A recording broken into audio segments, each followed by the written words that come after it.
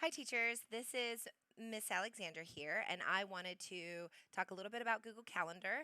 I get a lot of questions about how to set up a meet using Google Calendar, so I wanted to dive a little bit deeper and give you some information about that. Okay, as you can see here, looking at my screen, you're going to want to choose classwork. From classwork, then choose Google Calendar. Google Calendar will open up in its own tab, and as you can see, I have a very full calendar. I've sorted it by month. Okay, over here on the right hand side, you can sort by day, week, month, etc. I like to look at the month view. That's just for me personally. Over here on the left, you're going to want to uncheck any calendar that you don't want to see. If you look at my screen here, if I start clicking on different classrooms, you begin to see all the different assignments that teachers have created for their classes and classrooms that you're a part of or have been a part of, and you're going to want to turn that off just because it is way too much information. So the most important calendars for me are my personal calendar that I also share with my son Sam because I like to keep my family very organized.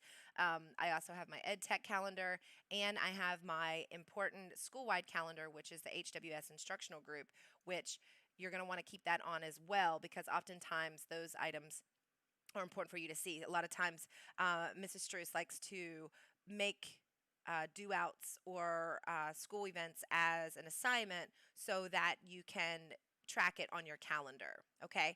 All right. So let's just dive right in. So let's say you want to make a small group standing schedule that you meet with group A on such and such days, and you want that to go into the calendar for those students to see. So let's pretend on Thursday the 3rd, I'm going to start making my morning meeting, and this is something that I want to be on my calendar every morning as a reminder. I'm going to find the time. The time that we meet is from 8 a.m. Okay, so you can go here once you click on the time from 8 a.m. to 8:30 every single day. This is a repeating. I want it to be daily, so I'm going to choose daily, and then I'm just going to click save. So as you can see here now, morning meeting appears 8 o'clock in the morning every single week. You can also go back in and edit that. Okay, so you can double click on and edit it. You can have information in here such as students. Make sure you bring pen and paper, have your journal. If you don't want if you want to invite individual guests, let's say it's a group that has the same particular 4 or 5 students every time, you can choose to add guests so that they have calendar permissions. You can turn on, some of these permissions here. You can turn off the visibility. Visibility. If you make it private, then the other users can't see who is in the meeting or the details of that meeting. So maybe you want to invite people, but you don't want, maybe if you're inviting families and you don't want them to see the other students that are also invited to that. Visibility is something to be mindful of.